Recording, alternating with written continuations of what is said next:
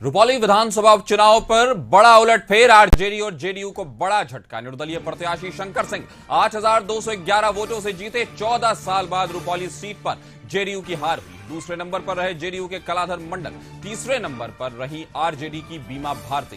तो निर्दलीय प्रत्याशी शंकर सिंह 8,211 वोटों से जीते। दोनों दलीय प्रत्याशियों को हराते हुए शंकर सिंह ने बाजी मारी। तो 14 साल बाद रुपौली सीट पर जनता दल यूनाइटेड की हार हुई है, जहां एक तरफ नीतीश कुमार और तेजस्वी यादव दोनों ने अपने अपने प्रत्याशियों के लिए वहां पूरी तरह से प्रचार किया था और ताल ठोके थे, लेकिन जब नतीजा आया तो नतीजा निर्दलीय प्रत्याशी शंकर सिंह के पाले में चला गया। तो तीसरे नंबर पर रही आरजेडी की बीमा भारती। रुपौली विधानसभा उपचुनाव पर बड़ा उलटफेर हुआ है। सारे कयासों को एक तरह से गलत साबित करते हुए शंकर सिंह ने मारी है बाजी। तो आरजेडी और जेडीयू को बड़ा झटका लगा है। शंकर सिंह वहां के नवनिर्वाचित विधायक हुए हैं। तो निर्दलीय प्रत्याशी शंकर सिंह 8,211 वोटों से जीते।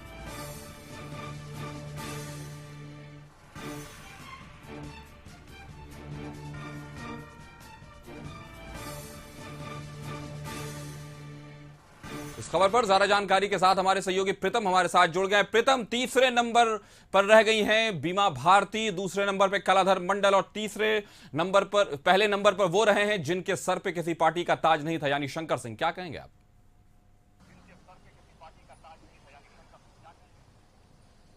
जी बिल्कुल। कासिफ, हम लोग तीसरे नंबर की बात क्यों कर रहे हैं ये बात समझ में नहीं आ रही है। ये तो 4 जून 2024 को ही बीमा भारती की सियासी हैसियत का अंदाजा हो गया था कि वो चुनाव में उनको लोकसभा मिला है। आधार पर यह भी निर्णय हो गया था कि जो उपचुनाव है, अगर उसमें वो चुनाव लड़ती हैं तो उनके लिए रास्ता बिल्कुल मुश्किल है।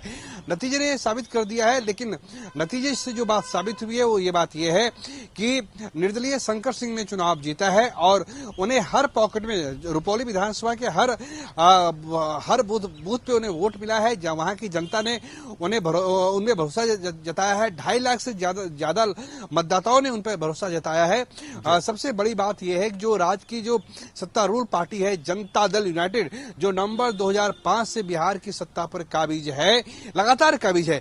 आरजेडी और बीजेपी तो बीच बीच में सत्ता से बाहर हो जाती है, सत्ता के साथ आ जाती है, लेकिन जदयू सत्ता में 2005 से लगातार काबिज है। 1.5 साल के बाद चुनाव हो रहे हैं, चुनाव फिर बिहार में होंगे विधानसभा के, लेकिन जदयू के हाथ से एक सुरक्षित सीट निकल चुकी है और उसका नाम है रुपौली। वहां पे सबने प्रचार किया। बिहार के मुख्यमंत्री नीतीश कुमार ने प्रचार किया, अपने काम का वहां पे ढिंडोरा पीटा। तेजस्वी यादव गए, पूरी कैबिनेट गई वहां पे। जो वरिष्ठ मंत्री थे वहां पे 4-5 दिन बैठे रहे, लेकिन हार उनको मिली है। तो ये जदयू को आत्ममंथन करना पड़ेगा। बीजेपी से ज्यादा जदयू को आत्ममंथन करने की जरूरत है कि आखिर उसकी सीटें को चुनती है। लोग ऐसा लगता है कि जदयू ने जितनी सीटें लोकसभा में जीती है उसकी खुमारी से वो बाहर अब तक नहीं निकली है। 12 सीट को जदयू उपलब्धि मान के चल रही है, लेकिन ठीक है 12 सीटें उसने लोकसभा में जीती है, लेकिन उसमें भाजपा का एक बहुत बड़ा योगदान है। और आज चूंकि हम आपके साथ फिर से जुड़ेंगे, लेकिन अभी ब्यूरो हेड पूर्णिया के ब्यूरो हेड प्रफुल्ल झा हमारे साथ जुड़ गए हैं। प्रफुल्ल, जिस चीज की संभावनाएं कुछ हद तक आप भी जता रहे थे कि जो त्रिकोणीय मुकाबला है उसमें जो शंकर सिंह है वो बाजी मार सकते हैं और उन्होंने मार ली है, क्या कहेंगे आप?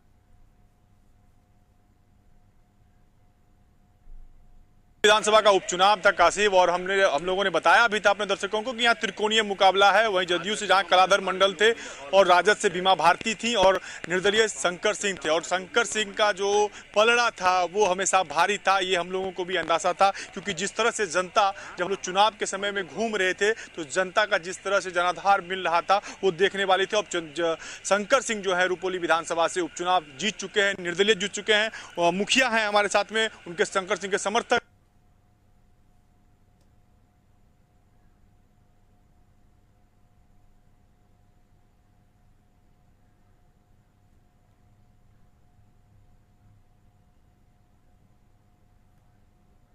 कोई चीज नहीं चला वहाँ। बहुत मंत्री विधायक, जितना एमएलसी जितना है, कोई तत्व नहीं है जो वहाँ नहीं लगा हटाने के लिए। तो क्या कारण था? 25 वर्षों से शंकर सिंह हार रहे थे। जनता ने इस बार इसलिए उनको मौका दिया है। जनता देख लिया सबको, कौन क्या करने वाला, जो करने वाला उसको जनता चुन लिया। अच्छा, ये उपचुनाव है, इसके बाद असेंबली का चुनाव होगा तो क्या रहेगा, रिजल्ट क्या रहेगा? फिर रिजल्ट यही रहेगा, जनता जो करेगा वो करे। जो वादा किए वो पूरा करेंगे आपके नेता, जितना होगा उतना करेंगे। अब 15 महीना के चुनाव है या 12 महीना चुनाव, जितना होगा उतना करेंगे, फिर आएंगे, जितना होगा उतना करेंगे, फिर आएंगे, फिर जीतेंगे, फिर करेंगे। अच्छा, बिहार सरकार के पूरे मंत्री से लेकर जदयू के बड़े प्रदेश पदाधिकारी थे, राजद के नेता तेजस्वी यादव भी आए थे, पप्पू यादव भी समर्थन दे दिए थे बीमा भारती को, फिर भी सीट नहीं निकाले। क्या लगता है जो समीकरण था वो समीकरण पहले ही बन चुका था शंकर सिंह के सब? कोई नहीं शंकर में था वहाँ, एक शंकर सिंह नहीं था, पूरा जनता शंकर था वहाँ, पूरा जनता शंकर में था, शंकर में था पूरा। देखिए ये समर्थक हैं जिनका कहना है कि पूरा जनता जो है वहां शंकर में हो गया था, विकास की बात हो रही थी और जितना होगा इस 12 महीने के दरमियान में वो शंकर सिंह जो है उस क्षेत्र के लिए करेंगे। फिर से हमारे नाम पर मोहर लगाएगी। पूरी बिहार सरकार की टीम, चाहे विपक्ष हो विपक्ष हो, सारे जो नेता है वो यहाँ उतर गए, लेकिन शंकर सिंह के मेहनत के आगे सबका रंग फीका पड़ गया। विकासित जी, जिस तरह से हम देख रहे हैं कि और हमारे साथ संपादक अशोक मिश्रा भी न्यूज रूम से जुड़ गए हैं। अशोक, ये जिस तरह से माहौल बना है और एक ऐसे कैंडिडेट ने चुनाव जीत लिया है जिसको किसी पार्टी का समर्थन नहीं था और दिग्गज उनके खिलाफ वहां चुनाव प्रचार कर रहे थे, क्या कहेंगे आप? ये सत्ता के खिलाफ जनता का फैसला है, ये विपक्ष के खिलाफ जनता का फैसला है। यानी कि बिहार में एनडीए और इंडिया गठबंधन के नेताओं पर अब भरोसा नहीं रहा है रुपौली की जनता को, अब भरोसा नहीं रहा है पूर्णिया की जनता को। और यही वजह है कि पूर्णिया लोकसभा क्षेत्र में ही निर्दलीय प्रत्याशी के रूप में पप्पू यादव की जीत हुई है और रुपौली विधानसभा क्षेत्र में बीमा भारती की हार हुई है, करारी हार हुई है और शंकर सिंह की जीत हुई है। कलाधर मंडल तो नए खिलाड़ी हैं, लगभग 2.5 दशक से बीमा भारती का उस सीट पर कब्जा था और उस कब्जा से उसे जनता ने बेदखल कर दिया है। यानी कि बीमा भारती इसे मानती थी कि रुपौली की जनता हर समय उनके साथ है और वो जो भी फैसला लेंगी रुपौली की जनता का समर्थन उन्हें मिलेगा, लेकिन हुआ ठीक इसके उलट। बीमा भारती को रुपौली की जनता ने लोकसभा चुनाव में भी हराया था और विधानसभा के उपचुनाव में भी हराया। लोकसभा के चुनाव में भी रुपौली विधानसभा क्षेत्र से बीमा भारती की करारी हार हुई थी और वहां भी पप्पू यादव को काफी बढ़त मिली थी। तो ये देख लीजिए कि रुपौली विधानसभा की जनता ने बीमा भारती को बिल्कुल नकार दिया है और शंकर सिंह की वापसी लगभग 2.5 दशक के बाद हुई है। यानी कि 2005 के विधानसभा चुनाव में जो मार्च में विधानसभा चुनाव हुए थे काशिफ, उसी में शंकर सिंह की जीत हुई थी और मात्र 13 दिनों तक के लिए वो बिहार विधानसभा के सदस्य रहे थे। इसके बाद फिर बीमा भारती की ही जीत हुई और बीमा भारती उस समय से लगातार रुपौली विधानसभा क्षेत्र पर अपना कब्जा बनाए हुई थी। दूसरी बात है कि ये उपचुनाव था, अमूमन उस उपचुनाव में ये कहा जाता है कि सत्ताधारी दल की जीत होती ही है। उपचुनाव में सत्ताधारी दल की हार होना काफी मायने रखता है और इस उपचुनाव में आपको याद होगा कि नीतीश कुमार जी ने अपने मंच से भी कहा था कि जो हमारा साथ छोड़ता है वो उसको जनता नकार देती है। तो नीतीश कुमार की ये बात 100% सच हुई और बीमा भारती को जनता ने नकार दिया, लेकिन नीतीश कुमार ने अपने उम्मीदवार को जिताने की जो अपील की थी वो अपील का असर भी वहाँ की जनता पर नहीं हुआ और कहीं न कहीं कलाधर मंडल पिछड़ गए और शंकर सिंह की जीत वहाँ पे हो गई। तो ये एक तरह से संकेत है और ये दोनों गठबंधन के नेताओं के लिए, दोनों गठबंधन दल के लोगों के लिए, कार्यकर्ताओं के लिए एक ही बहुत बड़ा संकेत और संदेश है कि 2025 के विधानसभा चुनाव में भी अगर उम्मीदवार अपनी पसंद का जनता नहीं मानेगी तो फिर जनता निर्दलीय को ही विधानसभा भेज सकती है। और लगभग हम समझते हैं कि 2 दशक से निर्दलियों का बोलबाला बिहार में कम गया था, खास करके नीतीश कुमार की पार्टी या उनका गठबंधन जिसे टिकट दे देता था वो उसकी जीत सुनिश्चित हो जाती थी। 2020 के विधानसभा चुनाव को सिर्फ अगर आप छोड़ दें काशिफ, तो पिछले 2005 से लेकर के 2015 तक के विधानसभा चुनाव में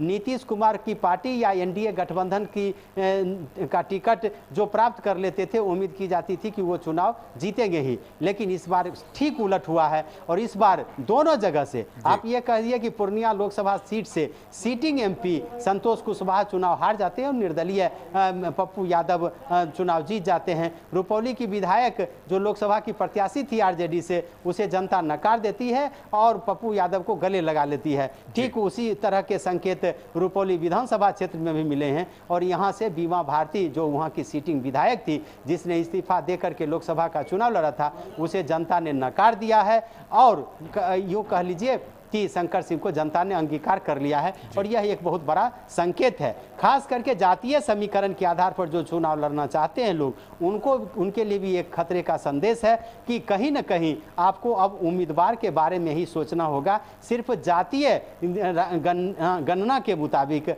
जातीय राजनीति को बढ़ावा दे करके आप अपने उम्मीदवार की जीत हासिल नहीं कर सकते हैं। यानी कि जातीय समीकरण से भी भारी जनता का मत होता है और जनता ने यह फैसला सुना दिया। जी, चाहे नीतीश कुमार हो, चाहे तेजस्वी यादव हो, चाहे जातीय समीकरण हो, यानी इन सारे मुद्दों पर अशोक जी ये कहा जा सकता है कि स्थानीय मुद्दे और चेहरे ने बढ़त बना ली और जातीय समीकरण भी पीछे पड़ गया है और राजनीतिक दल के नेता पीछे पड़ गए, सत्ता और विपक्ष पीछे पड़ गया और एक अदना जो लगभग 2.5 दशक से निर्वासित, राजनीतिक रूप से निर्वासित थे शंकर सिंह, उनको फिर बिहार विधानसभा भेज करके रुपौली की जनता ने एक बहुत बड़ा संदेश दिया। जी, तो एक तरफ ये कहा जा सकता है कि वो जो चीजें चल रही थी कि रुपौली विधानसभा का जो चुनाव है 2025 का ही एक तरह से वो एक तस्वीर पेश करेगा, एक रिफ्लेक्शन देगा, तो क्या उस चीज पर भी कहीं ना कहीं मोहर लग रही है कि दलीय राजनीति से बिहार के लोग थोड़ा ऊब गए हैं?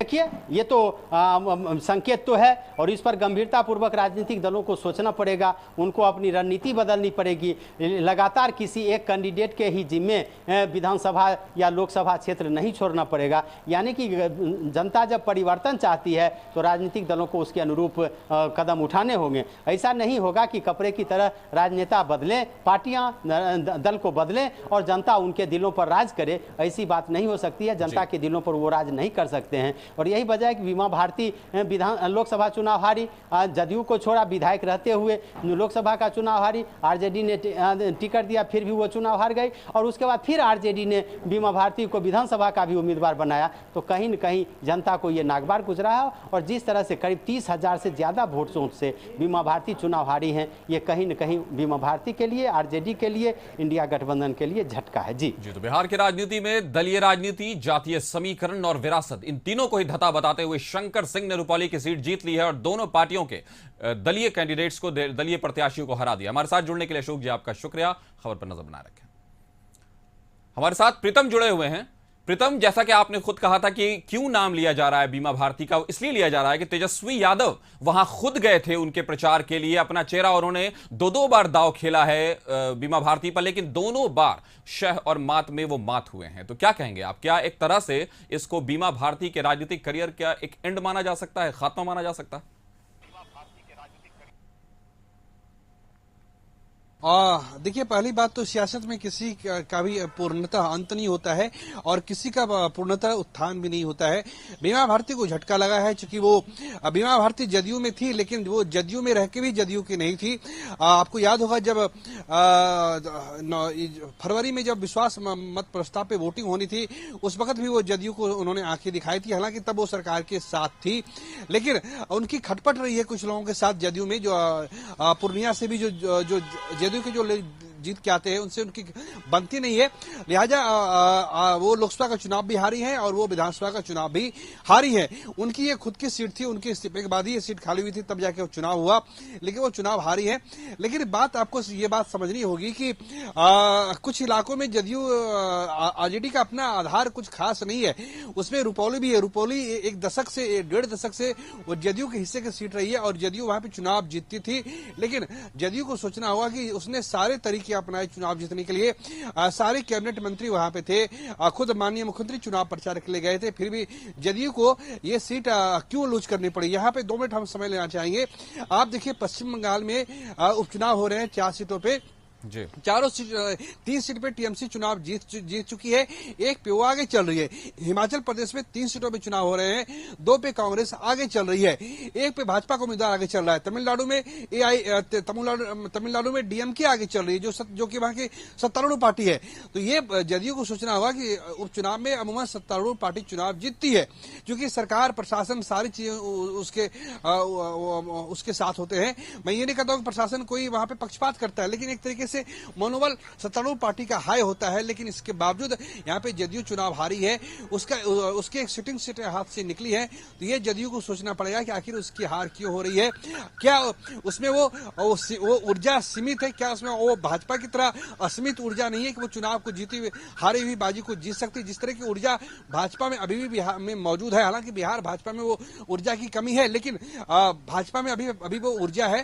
अब लोकसभा चुनाव में जदयू ने 12 सीटें जीती हैं, उसका श्रेय जदयू के नेताओं को जाता है, लेकिन विधानसभा चुनाव में अगर ये स्थिति रहेगी तो आने वाला चुनाव तो काफी निर्णायक होगा। फिर चुनाव नीतीश के चेहरे के नाम पे लड़े जाएंगे और वोट भी नीतीश के चेहरे पड़ेंगे, या तो उनके खिलाफ पड़ेंगे। प्रीतम, अब तो समीक्षा की जा सकती है कि क्यों हारी बीमा भारती, दो बार लोकसभा हार गई, फिर विधानसभा हार गई, उसके बाद कलाधर मंडल पर भी सवाल उठ सकते हैं कि क्या कैंडिडेट का चुनाव जेडीयू का गलत था। इस तरह की चीजें होंगी, लेकिन जो आखिरी फैसला है जनता का वो ये है कि शंकर सिंह ही अब फिलहाल जितना भी वक्त बचा हुआ है उसके लिए विधानसभा के सदस्य होंगे रूपौली की तरफ से। हमारे साथ जुड़ने के लिए प्रीतम आपका शुक्रिया।